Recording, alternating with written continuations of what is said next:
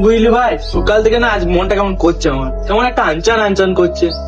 কোন লোককে যদি কিছু ভালো করতে হতো তো ভালো হতো। তাহলে শুন, যদি কোনো গরিব লোকে দেখতে পাস না যে, হ্যাঁ যদি কোনো গরিব লোক মানে রাস্তা দিয়ে বেরোয়, হ্যাঁ। তাহলে ওই 2-5 টাকা দিয়ে দিবি, ঠিক আছে? তাহলে তাই দেখবি করবো। মনটা একদম ভালো লাগছে। তাই করবো তাহলে। হ্যাঁ দেখ ভাই, ওই যে আসছে একটা গরিব মানুষ, ওকে ডেকে টাকাটা দিয়ে দেবে, 5 টাকা দিয়ে দেবে। হ্যাঁ ভাই, শুন শুন শুন, বলো কি করে বেড়াচ্ছিস? ভিক্ষে। হালে হালে হালে হালে। ভাই যাওয়ার সময় বউ বাচ্চার জন্য কিছু নিয়ে যাবি, যা। কি করে বুঝলি ভাই, এবারে মনটা শান্তি হলো। এসব মানুষগুলোকে আমাদেরকে তো দেখতে হবে বল। ঠিকই বলেছিস। ভগবান আমাদেরকে একটা মাধ্যম করে পাঠাইছে এইসব মানুষগুলো দেখার জন্য। কি করবি, বেচারা খেতে পায় না, আমাদেরকে তো সাহায্য করতে হবে। না ছাড়া ওরা কোথায় যাবে বল? হ্যাঁ সেই, এটা মলে তুই জামা কাপড় কিনবি, এত সুখ শান্তি পাবিনি যেগুলোকে এই মানুষগুলোকে দুটি দান করে পায়। এদের দান করবি, দেখবি মনটা একদম হ্যাঁ। ভালো হয়ে যাবে। কি হলো, আবার কিছু নিলি?